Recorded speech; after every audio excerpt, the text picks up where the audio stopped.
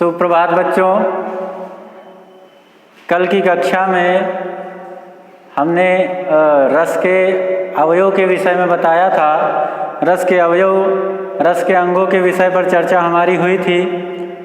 आज उसी क्लास को हम आगे बढ़ाते हुए कक्षा 10 में हिंदी विषय में हमने कल चर्चा किया था कि किस तरीके से रस के अंगों को अगर हम जान लेते हैं विधिवत तरीके से, तो आगे कोई भी रस हो उसको हम आसानी से उसकी परिभाषा का निर्माण कर सकते हैं। और कल भरसक प्रयास किया गया वीडियो के माध्यम से कि आपको रस के अंगों के विषय में बताया जा सके और समझाया जा सके। आज हम उसके आगे चर्चा करेंगे और जो हाई स्कूल के कक्षा 10 में यूपी बोर्ड परीक्षा के पाठ्यक्रम में जो रस की संख्या रखी गई है वह मात्र 2 है। आपके नवीनतम पाठ्यक्रम जो आया है उसमें हास्य रस और करुण रस को स्थान दिया गया है। हास्य रस और करुण रस ही आपके पाठ्यक्रम में पूछा जाएगा, अन्य रसों से कोई मतलब आपको नहीं है। ठीक है, तो कक्षा 10 के अंतर्गत हम आज हास्य रस के विषय में चर्चा करेंगे।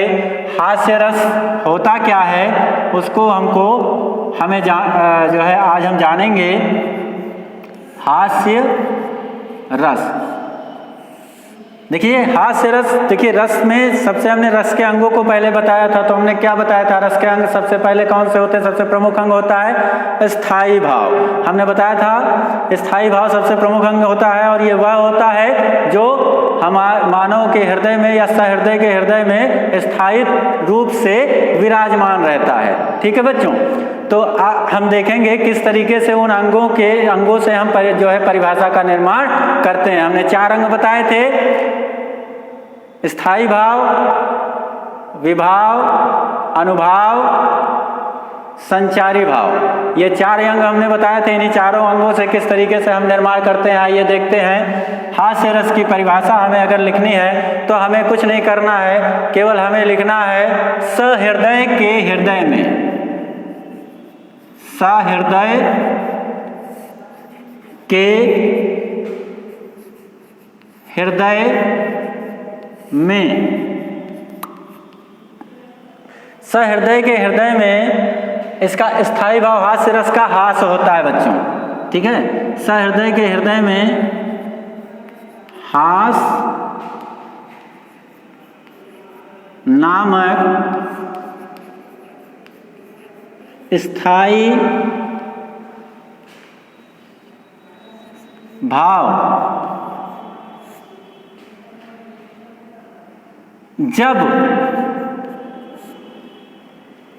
उन्हीं अंगों की चर्चा करेंगे कौन कौन से और कौन कौन से अंग बचे हैं। एक तो विभाव,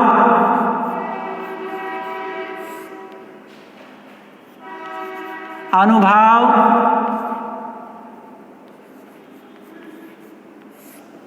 और संचारी भाव।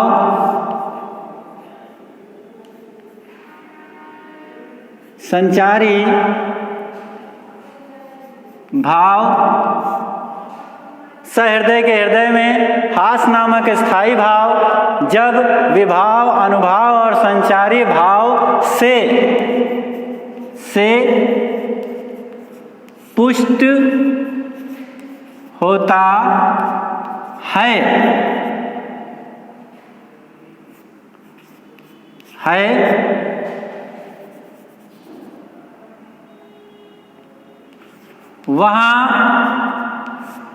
वहाँ किस रस की निष्पत्ति होती है? हास्य रस की निष्पत्ति होती है। वहाँ हास्य रस की निष्पत्ति होती है। आइए बच्चों देखते हैं इसको। देखिए हमने क्या लिखा है? सहृदय के हृदय में हास नामक स्थायी भाव जब विभाव, अनुभाव और संचारी भाव से पुष्ट होता है। पुष्ट होता है मतलब उसमें जो है ये भाव जो है, हास्य रस जो है ये स्थायी भाव जो है वो पुष्ट होता है, मतलब पल्लवित होता है, ठीक, उसका पोषण होता है, तो वहाँ पर हास्य रस की निष्पत्ति होती है, मतलब उस पंक्ति में या उस रचना में हास्य रस की निष्पत्ति होती है। यहाँ पर हमने देखिए, आप देखिए जिस तरीके से हमने बताया था कि अगर हम अंगों को जान गए तो फिर हमें परिभाषा निर्मित करने में किसी भी प्रकार की कोई कठिनाई नहीं आने वाली है। यहाँ पर हमने उन्हीं चार अंगों की बात की है, स्थायी भाव की बात की है, विभाव की बात की है, अनुभाव की बात की है, संचारी भाव की बात की है, ठीक है बच्चों। इन्हीं चार अंगों से परिभाषाएं निर्मित की गई हैं और इन चार अंगों के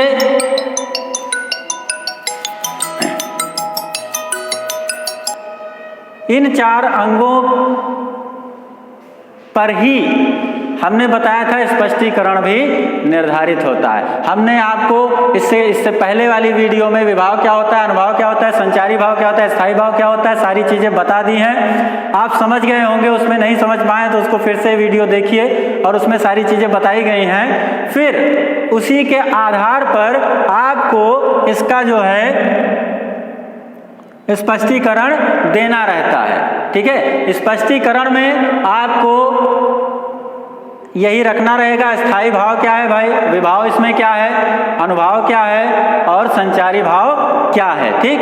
तो ये परिभाषा हो गई। उसके बाद में हम उदाहरण की अगर बात करें तो उदाहरण में हमने पहले भी बताया था कि कोई निश्चित नहीं है कि आपके पाठ्यक्रमानुसार ही हो, आप कोई भी उदाहरण दे सकते हैं लेकिन उससे हास्य रस की निष्पत्ति हो, ऐसा नहीं कि ऐसे ही, ठीक है, हैं। तो हम एक उदाहरण लेते हैं, ऐसे ही कॉमन सी बात है। किसी ने कहीं पर हमने पढ़ा था कि हम गए नमीना बादे जब कपड़ा लीनन बाजाजा माँ, हम देखा सुघर मेहरिया असवा खड़ी रहा दरवाजा माँ, हम जाना दुकान की ही मलकिन सो भाव ताव पूछे लागेन, और सब कहन की या तो मूर्त है, हम कहा बड़ा ध्वाखा होएगा।